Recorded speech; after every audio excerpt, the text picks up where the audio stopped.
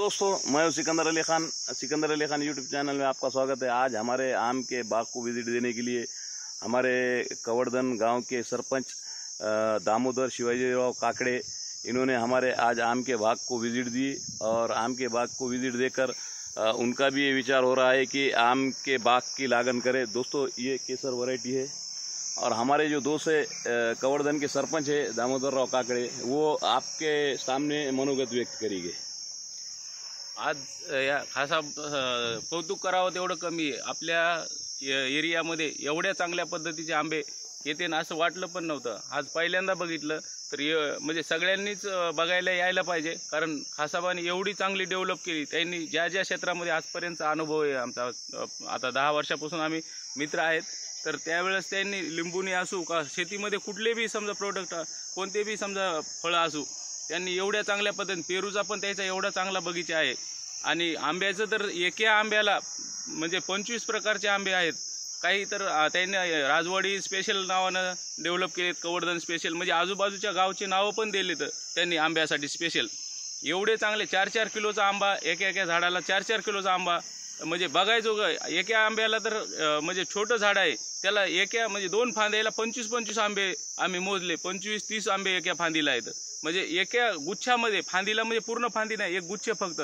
तर एवढ्या चांगल्या पद्धतीचा स्पेशल रामप्रसाद जी बोर्डीकर साहेब, आमदार रामप्रसाद बोर्डीकर साहेब नावानं पण एक विकसित आंबा केला आहे आणि त्यांचा म्हणजे नावासारखाच आंबा आहे साहेबाच्या।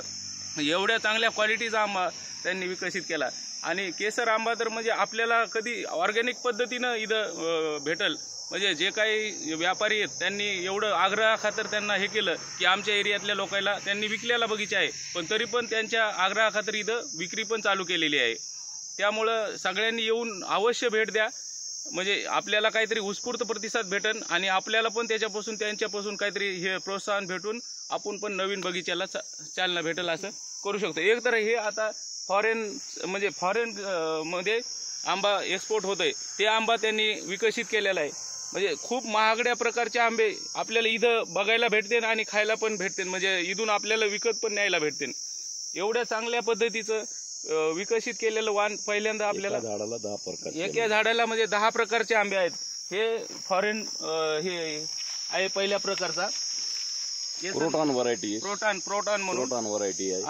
आणि एका झाडाला 10 प्रकारचे आंबे आहेत। हे पहा, एक फांदीला, ह्या फांदीला एक, हे पहा, हे जे आहे राजापुरी व्हरायटी आहे आणि ते हुसने आरा एक व्हरायटी आहे। ही एक व्हरायटी आहे, ह्याचं नाव सिंधू म्हणून आहे। आणि हे एक व्हरायटी राजवाडी सिलेक्शन म्हणून तयार केलेली व्हरायटी, स्वतः मी विकसित केलेली सिलेक्शन मेथडनं। आणि मित्रांनो, अजून एक पहा, हे मलिका व्हरायटी आहे। एवढी एका झाडाला 10 प्रकारचा आंबा आहे।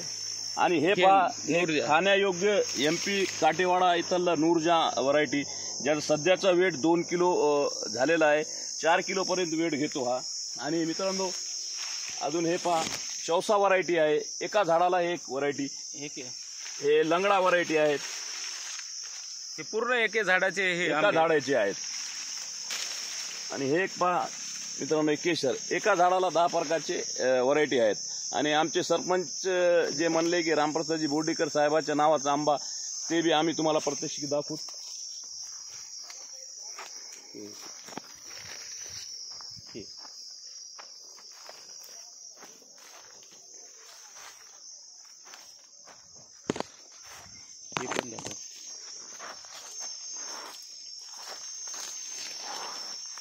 साहेबाच्या नावाला सोबल असा आंबा,